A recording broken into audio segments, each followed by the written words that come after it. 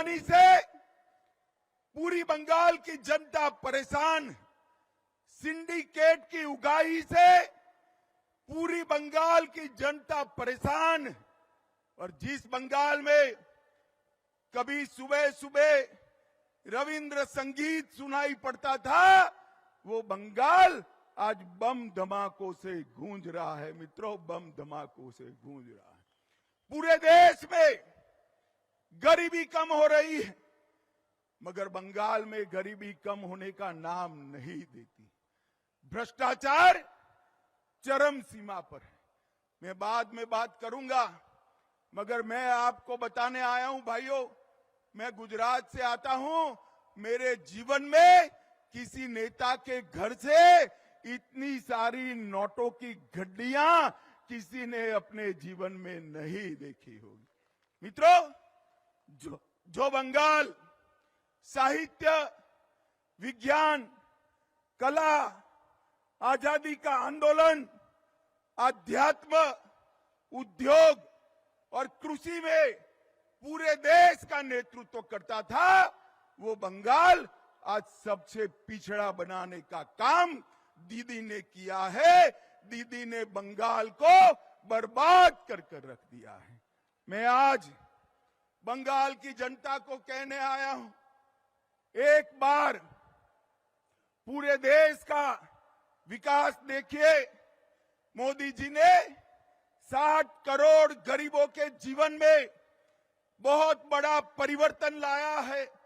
उनको घर दिया, शौचालय दिया, गैस दिया, पीने का पानी दिया, मुफ्त में अनाज दिया, साथ में शौचालय के साथ साथ 5 लाख तक की स्वास्थ्य की सारी सुविधाएं दी और पूरे देश को कोरोना का दोनों टीका लगाने का काम भी नरेंद्र मोदी जी ने किया।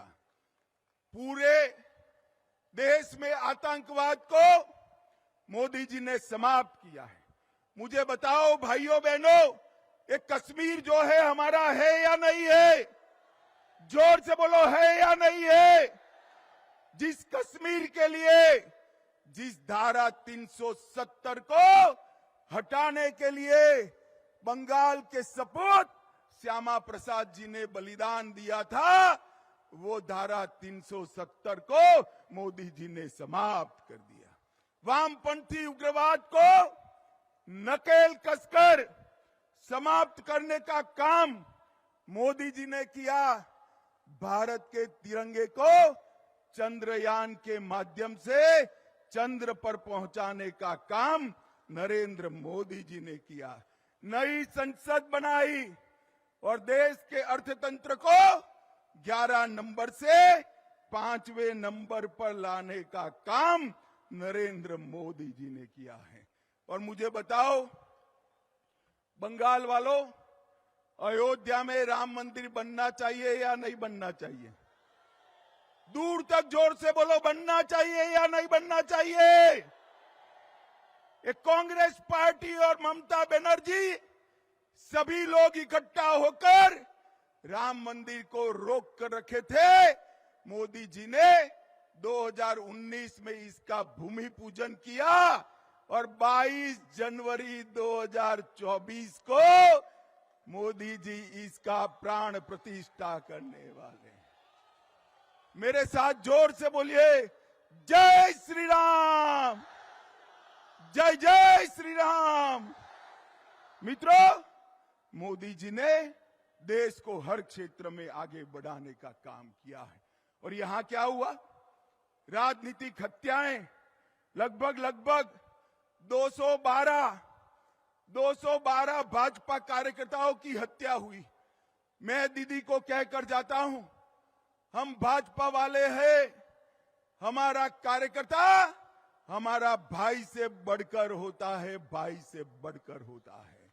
दीदी, भाजपा कार्यकर्ताओं की हत्या की है देश भर का, और पूरे बंगाल का एक एक कार्यकर्ता इसका बदला लेने के लिए तैयार है। आप मेरी बात याद रखना। 2026 में जब चुनाव होगा तब मालूम पड़ेगा कि किस प्रकार से राजनीतिक हत्या का वोट देकर बदला दिया जाता है।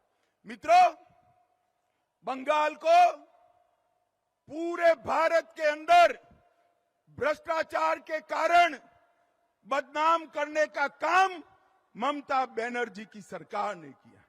ज्योतिप्रिय मलिक, अनुव्रत मंडल, पार्थ चैटर्जी, चाहे गाय तस्करी हो, चाहे कोयला तस्करी हो, चाहे भर्ती घोटाला हो, अरबों खरबों रुपया बंगाल की जनता का इन्होंने खाया है। और मैं ममता बनर्जी को आज कहकर जाता हूं, अगर आप में हिम्मत है तो ज्योतिप्रिय मलिक, अनुव्रत मंडल और पार्थ चैटर्जी को तृणमूल कांग्रेस से सस्पेंड कर दिखाइए तो बंगाल की जनता मानेगी। वो नहीं कर सकती। हर रोज दुर्गा का स्तवन कर रही है,